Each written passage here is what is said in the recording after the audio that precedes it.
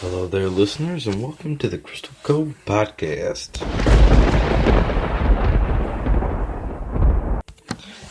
I'm your host, Braxton, and in this podcast, we will talk about a wide range of topics related to horror and filmology.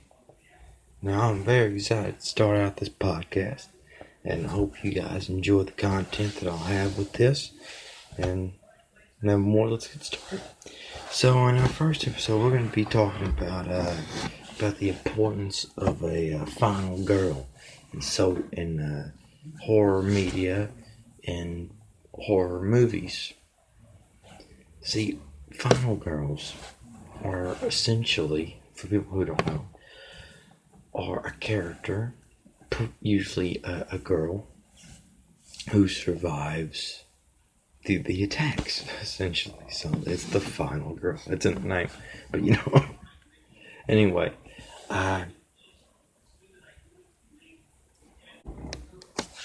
final girls have not been really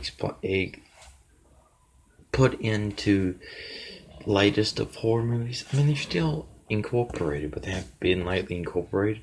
But they have been incorporated in older genre horror movies, and I have been seeing them incorporated more in these movies, such as the newest Unhinged, or Ready or Not, or even You're Next. Movies like that do have final girl, and they are recent.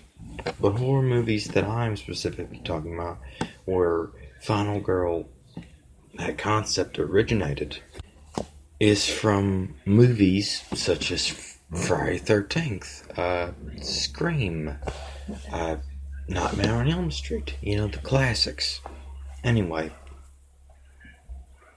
there was many different ones in those movies, and of course, when I say final girl, I don't mean that they were the only ones who survived, but they are sometimes the only one who survived.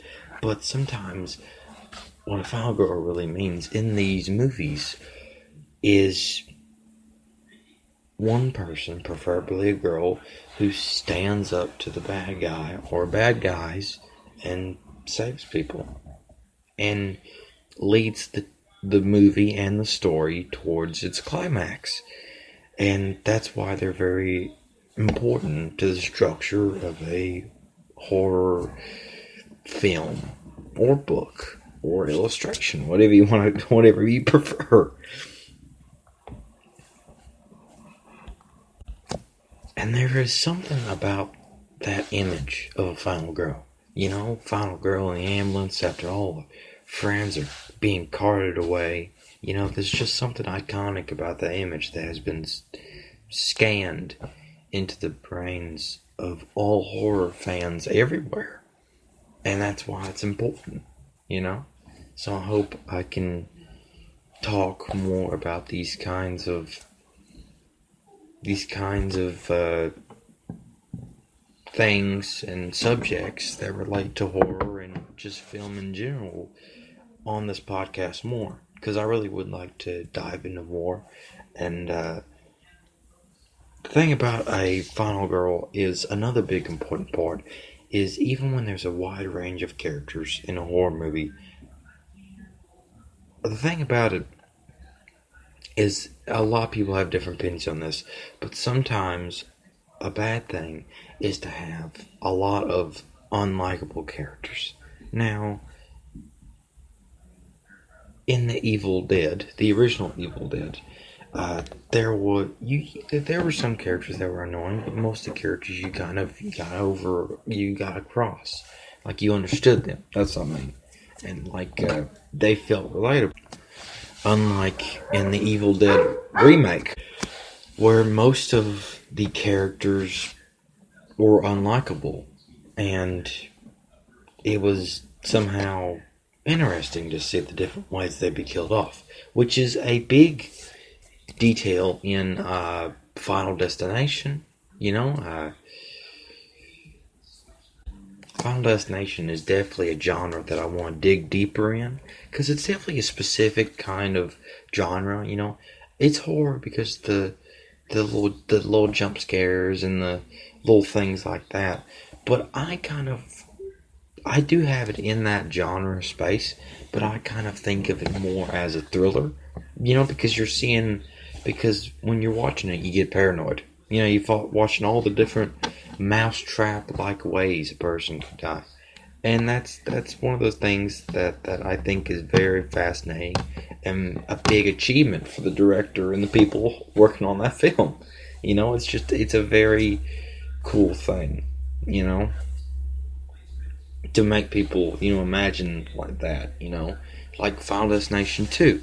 The first one had the plane, and the second one had the second one had, the highway, and the third one has the roller coaster.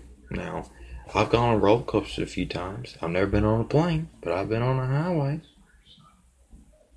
And seeing that log truck, like that log truck scene, it sticks with you. Even after the movie's ended. Even after the movie's ended, that's still the most memorable scene. Not the subway, not the NASCAR truck, not the plane crash, not the roller coaster. Every time I'm driving down the highway and see a log truck, I freak out. It's just one of those things, that's very memorable, and that's a very important part of filmography, and just the appreciation and detail, and the way that a movie sits in the minds of people is a big part about how people appreciate it, remember it, and suggest it to friends. Like if I see a movie that was sad, but not like a payoff at the end sad, not like right away in the sunset sad, then I'm not going to suggest it at a dinner party. You know what I'm saying? Like it's got to be one of those movies that is interesting, fascinating, and is enjoyable. Like the first Friday 13th. It was dark, sure. Had kills, sure. But it had Kevin Bacon and a lot of jokes. Now, I'm pretty sure that's a win in anybody's book. I mean, you can't make eggs without a little bacon. Anyway. Yeah, I mean, Final Girls are just a very important part about it,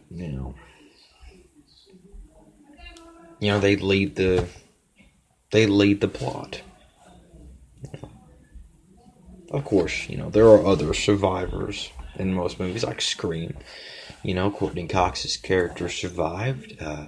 Will Arnett's character survived. And a few others. I can't exactly remember at the moment. But Randy survived the horror nut. Anyway, that's a very important point. The different parts. I am going to get into the importance of likable and unlikable characters. I have discussed in this, but I'm probably going to get into it in a little bit more detail in a future episode. And I'm also going to talk about the use of horror in everyday life, and possibly the use of situations that are kind of meta, things like that. That's the different things I'm going to discuss in this podcast. Anyway, well, I think that about wraps it up, I hope you enjoyed the first installment of the Crystal Cove Podcast. And I hope you have a great day or a great night, no matter what time you're listening to this. If you're in Paris, it's probably night. But, anyway, I look forward to you guys listening and discussing with me about these kind of subjects in the future. Thank you. Goodbye.